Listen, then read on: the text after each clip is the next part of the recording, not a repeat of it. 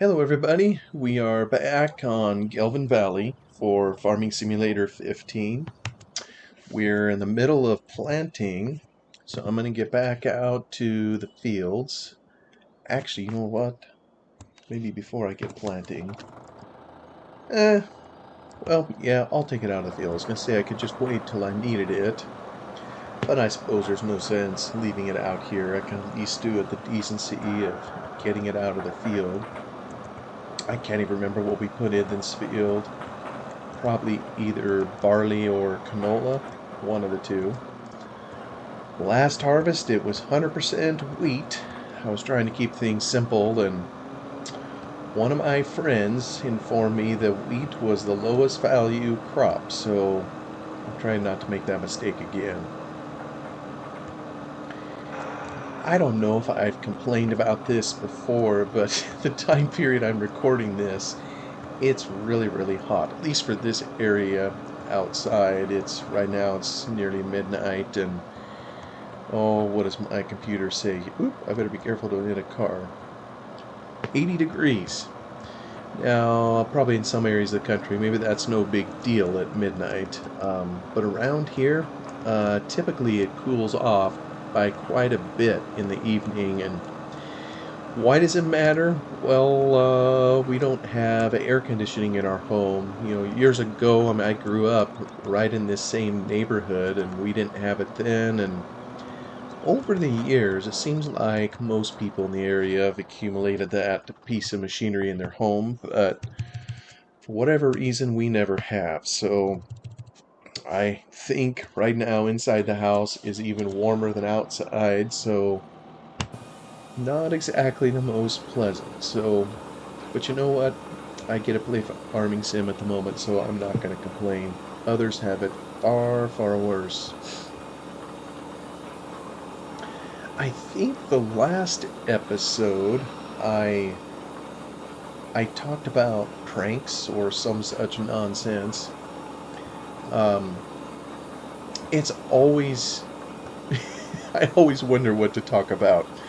I'm really not a very talkative person generally, unless I'm with my friends or whatever. And according to my wife, I don't have very many friends. Accountants don't apparently. But it's always a task to figure out what to talk about in here. So occasionally while whoop, careful sliding down the field here. Occasionally while working, I'll listen to YouTube videos, maybe even ones kind of like this. A lot of times just to have extra noise or something to listen to. I don't know. I mean, it always depends on what I'm doing, as to whether I can pay attention to it or hear it. I mean, kind of like having the radio playing in the background. Well, kind of this evening as I was working on some other things here at my desk, I had YouTube playing, and I don't know, for some reason, the idea of fires came to mind. And so I looked up fires on YouTube, and I just listened to several videos of people's homes burning. One was a surveillance video, and you know, they would these were fairly lengthy ones, so it kind of showed the fire starting, and then it showed how long it took for the police to get there, then the fire department, and kind of showed what they do or how they approach it. You know, if it was surveillance video, you couldn't always see everything at all good angles, but one of the videos, I think he was either a fireman or a fire chief. I think he was a chief because he kept making announcements over his loudspeaker. But he had a camera in his helmet, so you could go wherever he went, look at what he looked at, and kind of see what they do to, you know, facing a home fire. I have a cousin, well, more than one cousin, but one I'm thinking of in particular. For a number of years, he served at in the local volunteer fire department, and I guess it's just a community thing. I mean, it's kind of cool to see, but obviously, you know, when it's just volunteer, and I remember this as a kid. You know, this the area I live, there's kind of behind us.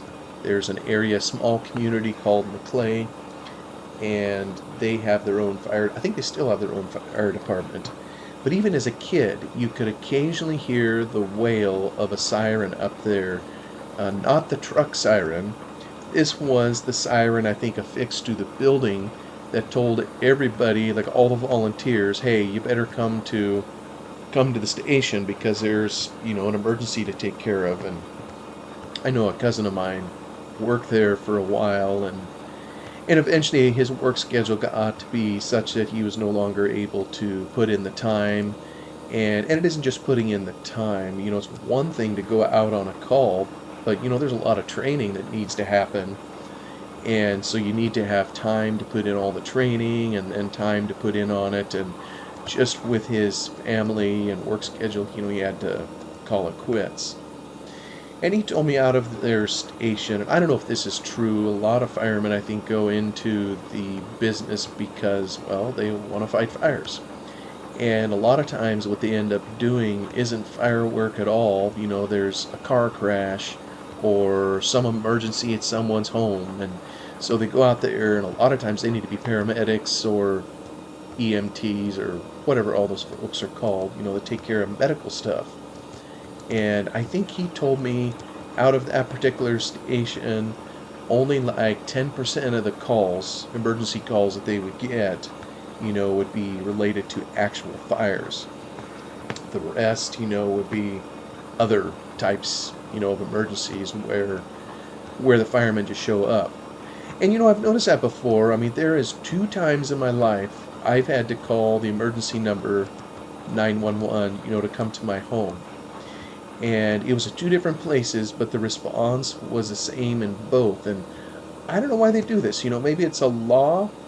Maybe it's because they figure they never get the total scoop on the phone call 911. Maybe it's a precautionary measure that they've just learned to do over time. But both times when I had an emergency, it was medical related. My daughter had a seizure. Both times, that's what it was.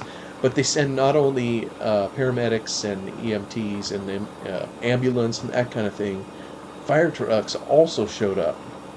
So I wonder just how many dry runs those guys do where they show up and it's like, oh, what did we come out here for? We could have been back at the station playing chess or sleeping. Whatever they're doing. But maybe that's part of their training. I mean, I guess I'd have to ask a fireman sometime. Maybe part of it is they go out to get experience driving the trucks, to keep the machinery lubed up, to make sure it's in running condition. If you make it sit there for extended periods of time, just like the machinery on a farm. Seems like if you don't run something for a while, there comes a point where, all of a sudden you can no longer start it, and it just invites problems to happen with it. So I don't know. Maybe it's the same with fire equipment, for all I know. But I got to thinking back in my memory bank, and I'd be curious for all who may be listening to this too. We all know what fire is. We've all heard the same sermons preached, if you will, over time as to not to play with matches, to be careful with fire, stop, drop, and roll, and so forth and so on. And so we've all heard these things over years, and my home has never burned, thankfully. But I have a memory as a kid, and it's left an indelible imprint on my psyche. Well, and in school, a lot of times, they'll show you videos, and a lot of them, I mean, to a kid, I mean, they were really scary. And I gotta say, looking at some of these videos like I did today on YouTube, there was no dramatic music, there was no... About the only dramatic thing that happened is in one of them, I think the owner came home and found their house on fire, and I think it was the owner's kids. They just started going berserk. As you might imagine, that's pretty traumatic for a kid. But I think they were hollering that their puppy or whatever was in the house, and they wanted the firemen to go in and get it. Which according to the comments that I read, they did go in and get it. So to a kid, that sees this, but I know what the point I was going to make. Watching these videos, there was no explanation. There was no nothing. It was just very matter of fact. You were just there as an observer, and nobody was telling you necessarily what was going on, except you could just see with your own eyes, of course, fire, and you could kind of see how they would put it out. So it seemed a little more less frightening, if you will. And I don't mean to say that looking at a burning building is not frightening. I mean, my goodness, if you're caught inside it or your loved ones are, I can't think of many greater traumas that a person could experience, than being outside of all that, oops, and helpless, to be able to do anything or to help someone that's in need. So I don't mean it from that perspective. It's just like, when you light a campfire, nobody thinks anything of it. It's just a few flames burning some wood, and to a totally uninterested observer, which I am, that's kind of how it seemed on these houses. A lot of them, I don't know how they started, but it's just a fire. And then the people would come and what have you. And I contrast that to the films and things that they would show us in grade school or whenever it was we were learning about this, and it'd be full of the dramatic music. You'd have some adult in your face talking about it in very serious tones, and I don't know, as a kid, that left an imprint on me as to, this was serious business, and fire could be dangerous, and there was things you shouldn't do. And in spite of those things, I'm going to tell on myself here, this was a horrible thing to do. And I got in trouble at school. I just now thought of it. It was a windy fall, I think, and somebody brought matches. And this other kid and we were out there trying to light some of the dry grass on fire. I mean, that's just stupid. I went to a country school, and I don't think they irrigated the field, where we would play ball and whatnot. So it was dry. It was, I think, in the fall. So it would have had all summer just dry grass. And I live in an area surrounded by grass seed fields. I can't remember if there was straw still in the field. There was a grass seed field right next to our school. There was homes, there was a pasture. I mean, really stupid to be out there playing with matches, which is exactly, of course, what the school people have been trying to tell us not to do. But to a little boy, I don't remember how old I was, doing this, I guess it was either before I'd heard those or I'd ignored it, and it seemed like something, who knows? Who knows what was going through my mind? Well, fortunately, somebody told on me, and I got a tongue lashing from the principal, and I don't remember what my parents did. I mean, just fortunately, there was no fire that started. Um, but that was pretty dumb. That's not the only dumb thing I've ever done, with fire. Um, but there was a time period in my life, some of my family called me a pyromaniac. I mean, I'm not going to say I had a fascination with it, to the point that I was an arsonist, but I was interested in fire, and probably some of it was, I was surrounded again by these grass seed fields. Back in the day, they would burn them every summer after the harvest. So I don't know, you got used to seeing that and natural curiosity. But somewhere in there, I don't remember how old I was, I have this memory of being woke up in the middle of the night from a dead sleep. I don't remember what time. All I remember is it was pitch black, and I don't remember what time of year. Um, am I going the right way? I think I'm going the right way.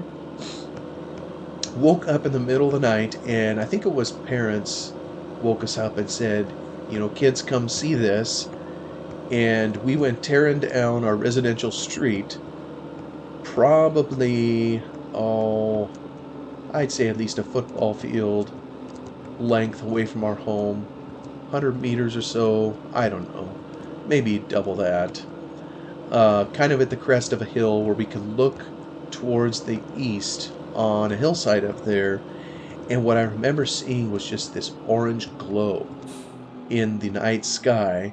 And up on that hill, I mean, there was fir trees all over, and interspersed through the trees was, let me see if I can change what I'm planting. Let's do some more barley. Interspersed in all those trees, it was a road up there that had a number of homes on it, and one of them, of course, was on fire. And I didn't know whose house it was at the time. It turns out there was a girl I went to school with that she and her family lived up there, and it was her home. And I just remember standing there taking all that in. I mean, everybody knows how hot fire is. It almost seemed like you could practically feel the heat from where we were, even though I would say it was easily half a mile away, give or take. Oop, our rental period's going to end here pretty soon. Oh well. And I just remember being terrified, just being scared that when I went home to my house, that maybe in the middle of the night, I'd all of a sudden have a fire in my house, and our house was 2-story. The window that was in our room, yeah, you could open it, maybe you could push the screen out, but it was a long, long fall to the asphalt below, uh, and on the other side of the room was kind of on the corner of the house. It went down onto some concrete, kind of where we had our sandbox and stuff outside. So I don't know, I just had this feeling like I felt trapped. And I remember, my brothers and I, we packed back into the room, and I mean, it was just quiet. I think they all went back to sleep, but I remember just laying awake for a while, just in fear. And I know my dad was in there, um, and I begged him to stay in there because I told him I was scared. And I think eventually when I was quiet for a while, he went and left and went to bed. And I checked once and he wasn't there, and yeah, that was scary to me after that. And I do know in the aftermath, that fire provided a job for a couple of us in the summer. The family, of course, had to move out of the home. I think they were all okay. They all got out just fine. Don't remember what started it, and it only burned half of their house or something. I say only. I mean, my goodness, that's traumatic no matter how you cut it, and obviously very costly, for the insurance folks to take care of. But while they were out of the house, they hired me and at least one of my brothers to come up and take care of some of their yard and bushes and whatnot while they were out of the house and maybe unable to attend to it. I really don't know where they went. So we went up there, and it was kind of interesting. I do have memories as a kid, while we were up there doing that, we could see the construction contractors over there, taking apart the old burn-out area and, replacing it with new construction. And just, that was kind of interesting as a kid to watch that happen. And I don't think we were there the whole time to see it take shape, all the way to the roof again. I just remember that part being interesting, and we probably weren't as diligent in doing the yard work because we were too busy watching the guys take care of the building. Yeah, and I just remember as a kid, there was another kid at school, whose dad was a fireman, and his home actually was up on the same hill, so we figured he was doing it. There was a pond that one of the neighbors had down the road, and there was this big old tanker that eventually came down the hill. We saw him booking it over to this pond, and it seemed he was there for the longest time. We figured he was slurping water out of the pond, and sure enough he was. So finally he came back up. I remember we could see his tail lights headed up the hill, and it just seemed like it took forever. It's like, come on, man, the place is burning down. And If you don't have a source of water trying to fight fire, that's obviously a problem. So, but eventually, of course, it got put out and they were able to salvage most of the house, or it was worthwhile to them to do rebuild. Some of these I know that I saw on the YouTube videos. It's so unfortunate. You have no idea how many keepsakes in the house might have been lost. Um, Things that are irreplaceable. Things can be replaced. But what do you do about pictures and photo albums and, files you have on your computer with family stuff, mementos and keepsakes in there, even if it's, just a china set or something you got from your grandma, or I don't know what it could be, just gone. And I know we're not going to be here forever. It is what it is, but it's, yeah, just tragic stuff can happen, and that's the least. I mean, worse, people can lose their lives, and like I say, fortunately, nothing's ever happened here. I can't remember if, at least in our home, I can't remember if I've mentioned this before, but when I went to high school, there was a kid who attempted to burn the school down. And I know when you're a kid going to school and maybe you'd rather not be going to school, maybe you say stupid stuff. It's like, oh man, this sucks. And well, then some dim bulb comes along and literally attempts to burn the place down. And what I remember from that was really surprising to me is, to a man, like, there was no kid that I knew of that thought that was cool. Every single one of them took it very personal, and at some point, everybody figured out who had done it. And I think for that own kid's safety, they never let him come back to the school again. Number one, because he obviously had some issues, and I don't know if they put him in juvenile jail or whatever it was. But number two, I mean, I think there are some kids that would have literally attempted to kill him for doing that to their to their school. It's like, my goodness, you guys never cared about this place, called it a dump, but um, I guess when it's my dump and someone attempts to burn my dump, then yeah, you take umbrage at it or something. But that was an old school, and it was tinder dry. It's a wonder the whole thing didn't burn down, and maybe it was the fire suppression system, the sprinklers or whatever that was installed in the school. That's probably what knocked it down. But traumatic nonetheless. I mean, I just remember going back in there and smelling smoke damage. If you had, I mean, I remember books and things I had stored in my locker. I can't remember if I had any clothing in there, like a coat or something. Everything just smelled of smoke. I don't care where it was in the building. So, and a lot of times, that is the major damage, that's left in a fire, is water and smoke damage. It isn't even the fire damage that's the worst. It's the residue or the sideline damage from all that other stuff, just getting it put out, and the smoke that just permeates stuff. I mean, I guess there's a reason why they smoke meat, sausages or whatever. It's because it stays in there and it permeates it, and it's no different in a house fire. Um, that's one instance that I remember. I have another memory as a kid, and this time of year was Christmas time. And the reason I remember it is because we bailed out of the back of a grain truck to see this, and it was a cold night.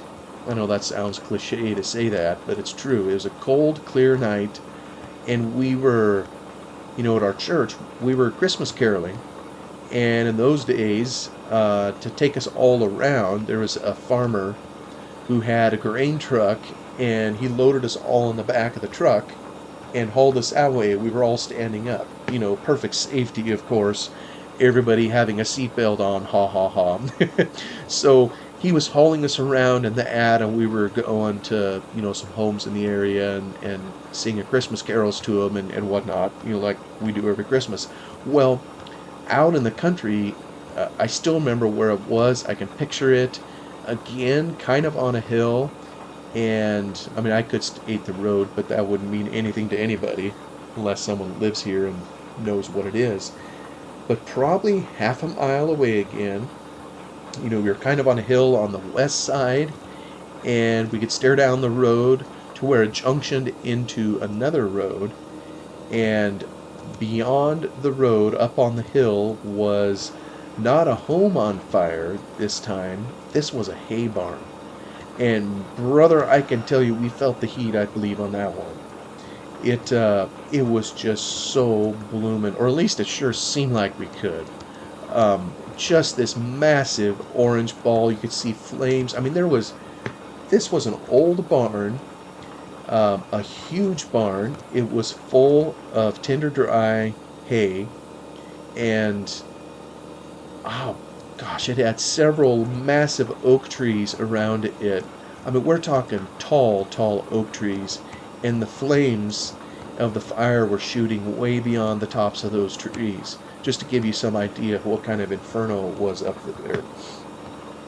I don't know how it started. I kind of think I heard something later that it may have had to do with a residue welding spark from the shop, that was in the barn, and somehow, I don't know if there was grease or what it was. Anyway, it took the whole building down, and it was a beautiful barn. I mean, I hesitate to say how big it was, but it wouldn't surprise me if it was, half an acre, maybe even a whole acre in size in terms of, and it was an old barn too. I mean, you didn't hardly see them that big when they were older. And we had been in that barn a number of times. The guy that owned it there, he kind of did some custom hay work in the summers. And so, he would store it for people in there. And I remember my dad taking my brothers and I, when he needed some extra hay, he would go and get it from this man. And so like I say, I just remember as a kid seeing that barreling out of the back of this truck. Inside it, the racks were tall enough we couldn't hardly see out. But then seeing just inferno on top of the hill over there, really sobering to see it. And, to hear stories later of what they tried to do to save certain things. I mean, like there was a pickup in there that some brave person ran in there. It was very, very hot. The thing fortunately started up right away, and they were able to drive it out. And I remember going up there later. We kind of went to help him a little bit in the aftermath, help kind of clean up the mess, do whatever we could. A bunch of neighbors came and pitched in. And I remember him showing me, there was a plastic toy, like this little rocking horse. It was made of plastic, and he said, you could see that it was half melted. And he said, I'll show you where it was sitting. And he started walking away from the foundation of the building a long ways. Way far away from the building is where it was sitting, and it's still melted. And it just shows how much heat was in there, and there was no putting it out. When you got all that hay in there, if it would have been straw, it would have been even worse. But even the hay, I mean, once you get that stuff going, there's just no putting it out. I mean, I remember that. I have a memory as a kid when I worked on Lone Oak Farms. There was a neighbor that we helped burn his grass seed field, and the field next to it had a stack of bales right on the edge, and it was just leftover straw, from the field, and that thing somehow caught on fire, when we were burning the field, and it went up. And I just remember there at the time I was running a tractor, I had a tank of water, and there was a couple of us that started trying to hose it off, even though it had just started burning, but there was no stopping it. Eventually we just gave up. I mean, we would have literally poured our entire tank of water on it, and it would have done absolutely no good. Once it was started, it finished the job and reduced a massive stack of bales to just, a few piles of burning ash. I'll never forget it. And that sucker was hot too. there came a point where we just had to keep driving farther and farther away from it because it just was very, very hot. As all fire is, of course. So, yeah, and I have memories of going with my dad.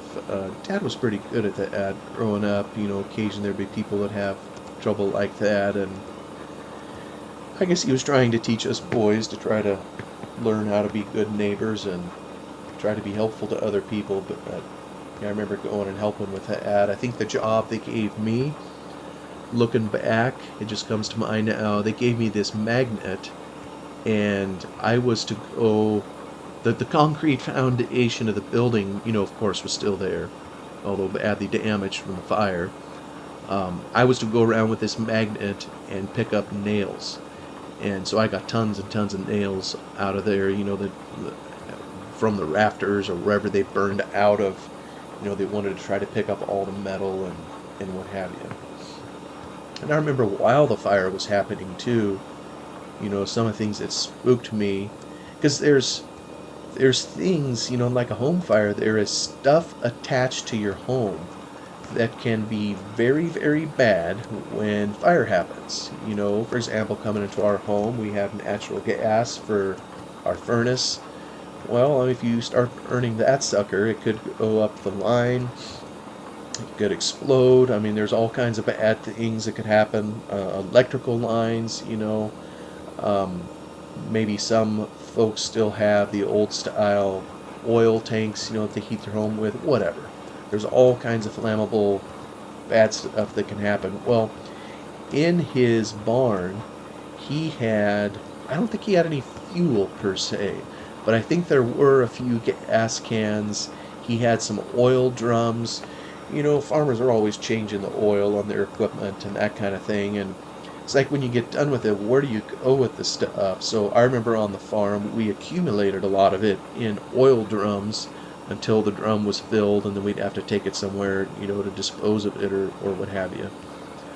So he had several of those in there, and I just remember, you'd be watching this inferno up on the hill, and if that wasn't enough, it'd be punctuated by a massive kerboom, this big old a fireball would go streaking up into the air when one of these drums, would just blow up from the heat.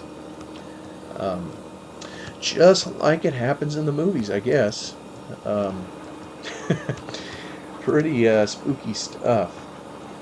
And I think I've mentioned before, some of my history alluded to it a little bit ago, of field burning practices here in where I'm at, and working on Lone Oak and just growing up around it. They don't do nearly as much as they used to of field burning. A lot of it's been banned because people around here don't like the smoke. Can't say I blame them.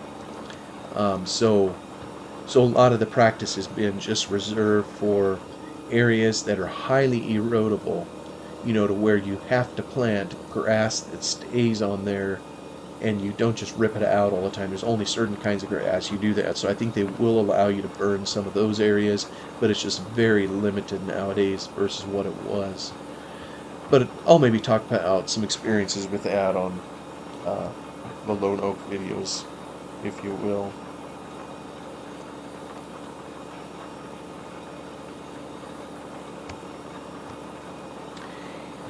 Yeah, I guess it comes to mind one other thing I did as a kid. Hopefully no kids are watching this, but I was genuinely fascinated with, it wasn't so much the fire, it was grass seed and the practices. So, I observed the farmers burning it, and one of the things I observed is how it would green up in the fall. It would be all yellow looking and dead, and then when the fields got burned, I was always amazed at how quickly, they'd be black for a while, but pretty soon you would start to see the green return.